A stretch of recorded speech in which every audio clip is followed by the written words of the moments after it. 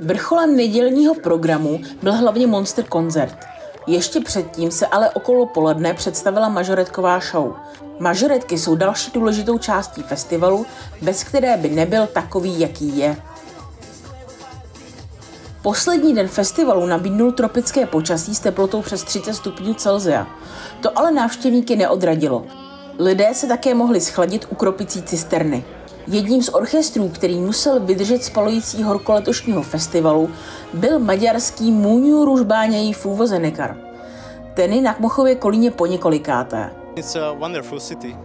Město je nádherné, vždy se sem rádi vracíme. Jsme tu po třetí nebo po čtvrté, přesně si to nepamatuji. Bylo mi asi 12, když jsem tu byl poprvé. Je to živé město. Během tohoto víkendu měl orchestr hned 4 vystoupení. Lidé ho mohli potkat na Karlově náměstí, ve Velkém Oseku, na průvodu a ve finálním koncertu festivalu. Jsem unavený, bylo tady velmi horko. Hráli jsme ve vedlejší obci, ve Velkém Oseku. Tyhle 3 dny byly hodně náročné. Už se těším do postele a až se osprchuju.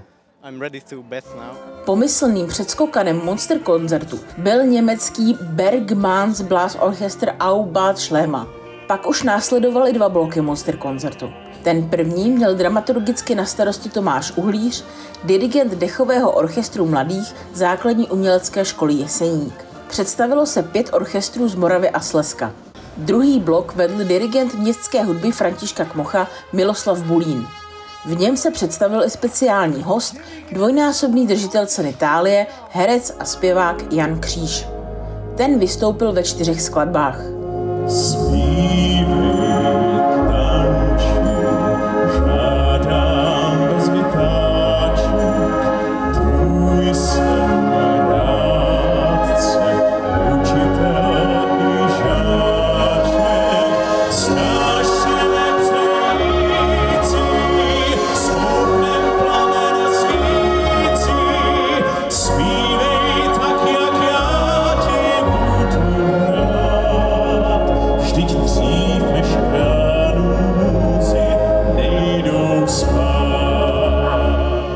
Já jsem spokojen a doufám, že jsou spokojení i všichni, nejenom návštěvníci, ale i hudebníci našeho Kmochova Kolína, protože si myslím, že kromě toho, že nám vyšlo krásné počasí, myslím si, že fungovala i organizace. Ten program byl skvělý, pestrý, myslím, že každý si mohl najít, co chtěl. Podařilo se i vyřešit problémy, které jsou vždy. Tentokrát to bylo onemocnění Lucie Bílé, ale myslím si, že ta náhrada byla také moc hezká. Náměstí bylo plné v pátek i v sobotu, takže doufám, že se všem v Kolíně líbilo a děkuji všem za to, že se s námi účastnili Kmochova Kolína.